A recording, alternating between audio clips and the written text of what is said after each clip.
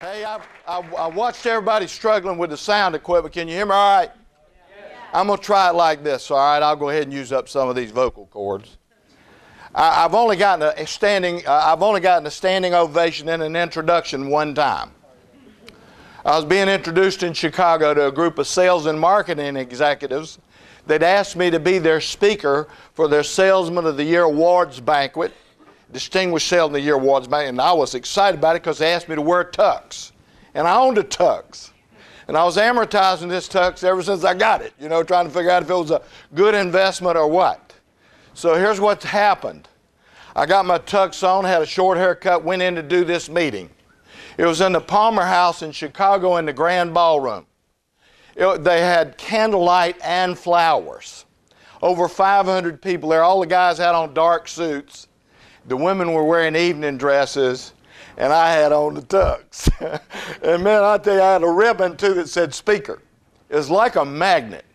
It really made me feel like a special invited guest because the crowd came up and everybody was trying to talk to me at one time, but just like a celebrity, with all it said was speaker.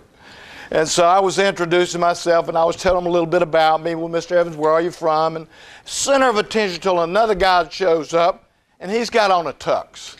Not only does he have on tux, he's got blonde, wavy hair. I hate blonde hair. I hate hair, And then all of a sudden, I realized something was happening. The crowd left me and sucked up to this guy. He's got on a tux. I'm the speaker. I'm trying to figure, who is this guy? They asked to be seated. When we sat down, I'm looking down at 25 people on their board of directors. Here's this guy all the way to the other end, and I asked the guy sitting next to me, I said, who's the guy at the other end? He said, he's your introducer. That's when I knew I was in trouble. When he got up to introduce me, here's how it went. He said, ladies and gentlemen, occasionally there comes among us a man who has been endowed with abilities far beyond that of average. A man who is held high in esteem by all those who know him. A man who is sought after for his advice and counsel. A man who has the ability to win friends and influence people with grace and ease. A man who can hold an audience in the palm of his hand. A man who, when he speaks to an audience, speaks with lifting power and motivating force. He said, I'd like to continue along these lines, but so enough about me. Let's hear from John Evans. And it was downhill from there, but got a standing ovation on the introduction. I tell you what, I've never seen a more exciting group than this group, who have accomplished more and been praised more and rewarded more in a long, long time. I haven't seen that. Now that's got to start somewhere. In my experience, organizations that are doing well are doing well because they're being well led. And I believe you have some leadership in the organization that's doing their job. When you exceed quotas and when you set records for quotas and performance, that's a great place to be. And the very idea that that might be a little bit improved somewhat is why we're having this opportunity to be together. Take a look at maybe doing things that you're already doing just a little bit better, fine-tuning them. One of my favorite quotes was from a partner of mine, Dr. David Schwartz. David wrote the book, The Magic of Thinking Big. And David used to say, when greatness can be achieved, good's not good enough. And I like that. I think that's a great theme to have. And here's the great news, too. In a climate like we're in, where you've experienced a lot of downsizing, things have kind of shrunk a little bit.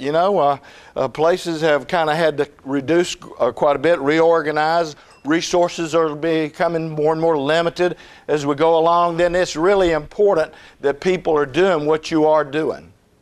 And that is putting everything that you got into the work that you're in. So that's a great opportunity. Now, if we do want to change, if we do want to accelerate, it has to do with a mindset. It's really some attitudes that we might have. Now, I don't know how you feel about this, but I'm going to ask a question. I'm just asking this question. Ask for a show of hands. How many of you in here would like to be considered to be average? Is there anybody in here that would settle for average? No hands going up? That's good news. Hey, listen, now think about average. What is average? And it's the worst of the best and the best of the worst. David used to describe it as a statistical device conceived to conceal variations.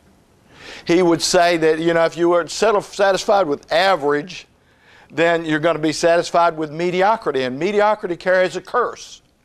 And the curse of mediocrity is it keeps people from comparing their accomplishments to their abilities.